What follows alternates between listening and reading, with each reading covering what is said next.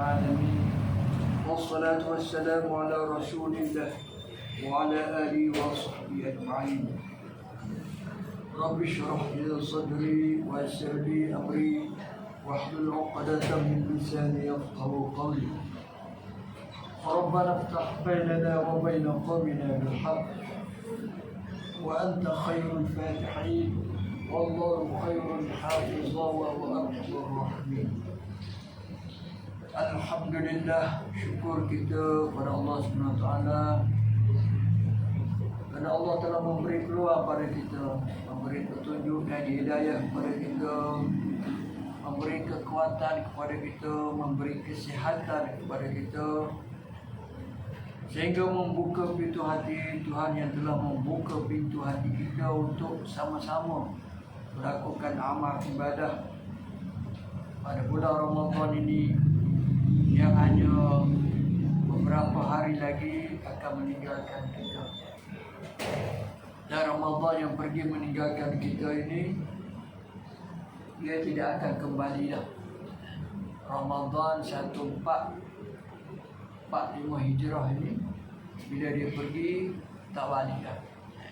Mari akan datang, kita minta panjang umur, berjumpa lagi dengan Ramadan yang lain, Ramadan 1446. Untuk tazkirah kita pada malam ni, suka saya sebut tentang kematian. Kerana Islam menggalakkan kita mengingati mati. Mengingati mati dalam Islam bukan satu perkara yang negatif, tapi dia merupakan satu perkara yang positif, di mana dengan mengingati mati, orang akan melakukan perkara-perkara yang baik dan menjauhkan diri dia daripada melakukan perkara-perkara yang tidak baik. Kerana bila kita mati, semua orang akan mati, dan mati itu tidak syarat tua. Mati itu tidak syarat sakit. Banyak orang yang mati tak sakit pun, kabar-kabar mati. Ramai orang muda mati pun tak ada tua. Mati dah, zaman muda lagi mati dah.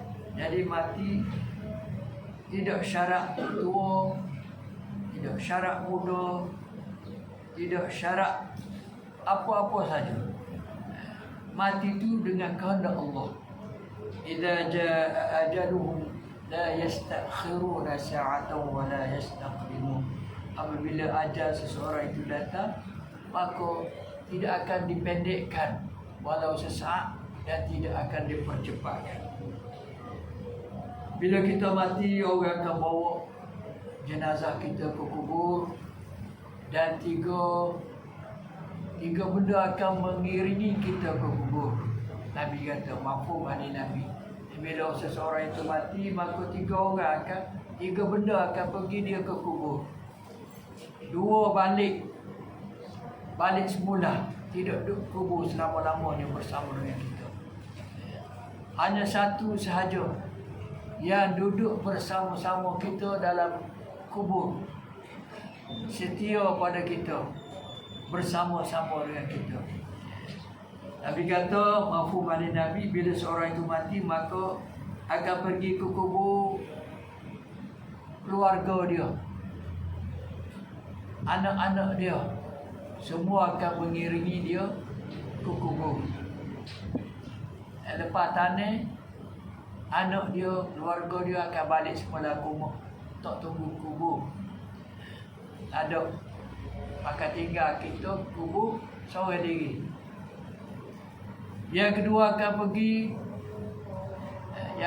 bersama-sama dengan kita masa kita hendak di tanah, harta benda kita. Ada kereta, mungkin orang bawa kereta kita pergi kubur. Ada mutu, mungkin orang start mutu kita pergi kubur, mengiringi jenazah kita. Keluarga kita orang naik mutu kita, harta kita. Tapi lepas kita tanah, mutu balik rumah mula. Kita balik kubur semula. Tak tanam bersama-sama dengan kita dalam kubur. Satu lagi yang akan mengiringi kita ke kubur ialah amalan kita. Amalan inilah yang tak balik. Masa dua gulungan balik semula kubur, tapi amalan kita tak balik. Dia duduk bersama-sama dengan kita dalam kubur. Saya ingat arwah mak saya bila dia koyak ke anak-anak dia tu, bila kita mati, kita kadang-kadang ada orang mati tu, dia tak khabar dia mati. Bila lepas ditanam, Allah kembalikan semula roh dia, dia bangun bingkah tengok. Dia pun rasa serupa mimpi. Allah mak saya cerita dia tahu orang bangun daripada kubur dia akan gagah. Gagah kain. Gagah tengok kain kapan. Kalau tidak berjahit, maka ketika itu sedarlah dia bahawa dia dah mati.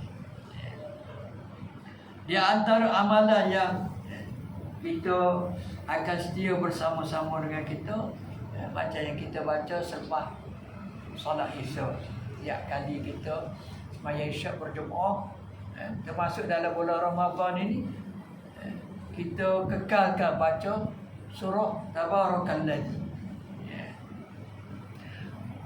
Dalam hadis Nabi sallallahu alaihi wasallam, minal Qur'ani surat 30 ayah syafa'at li rajulin hatta ghufira lah. Nabi kata dalam Quran ada satu surah yang mengandungi 30 ayat yang memberi syafaat, mana memberi pertolongan bagi orang yang membaca. Dia sebut sini li rajulin, bagi lelaki, tapi termasuk juga lawantina. Hatta ghufiralah, sehinggalah dia diampunkan.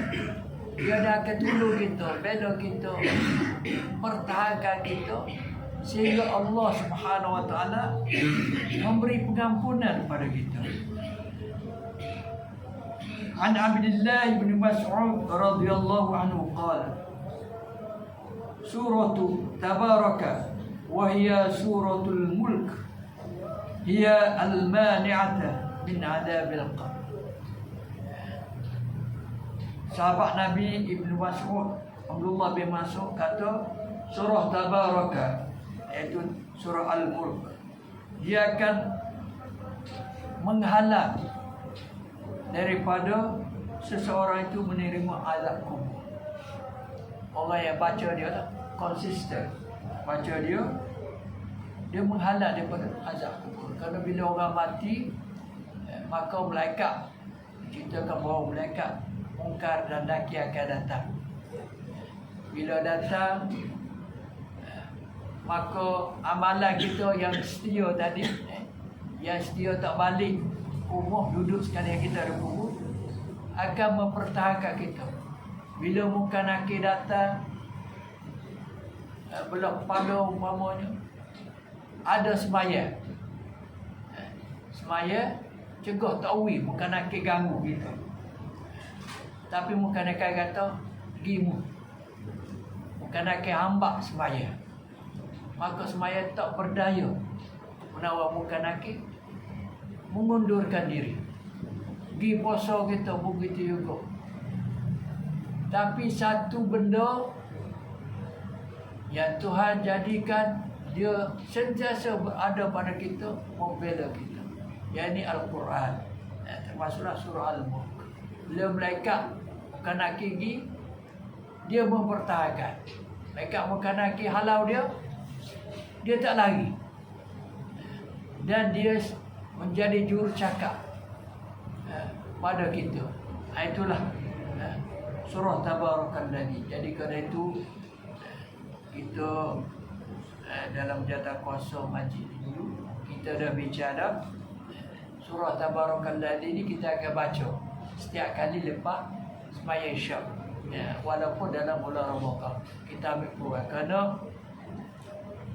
ada kita bila tak baca masjid balik rumah, pakat tak baca tu. Ya, pakat tak baca tu. Sahabat Nabi pun pernah dia lalu ke depan rumah Sayyidina Abu Bakar, dia kata munafik dah. Abu Bakar tanya bapa kata munafik.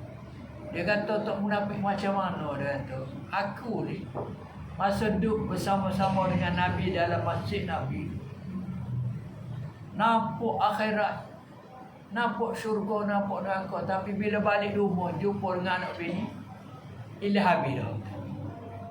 Jadi ini satu sifat munafik kata dia. Munafik dah bakal depan Nabi lagu tu, balik rumah lagu tu, lagu lain. Maka Abu Bakar pun bila dengar penjelasan, kalau gitu aku pun semua juga. Abu Bakar pun lagu tu juga. Jadi mereka sama-sama pergi jumpa Nabi. Maka Nabi jelaskan, benda tu memang lumrah manusia. Kerana itulah kita disuruh cah seumur. Cah seumur. Maknanya kita mari dengan ngajar tu, kita cah bateri. Jadi nyala. Kalau kita tak cah, pakai duduk rumah seumur, tak mari masjid awal surah, pakai habis-habis kadang-kadang takut memang nanti bateri tu kong tu. Kerana tidak cah lama dah. Itulah saya sedikit tazkirah, mudah-mudahan memberi manfaat pada kita. Wallahu a'lam.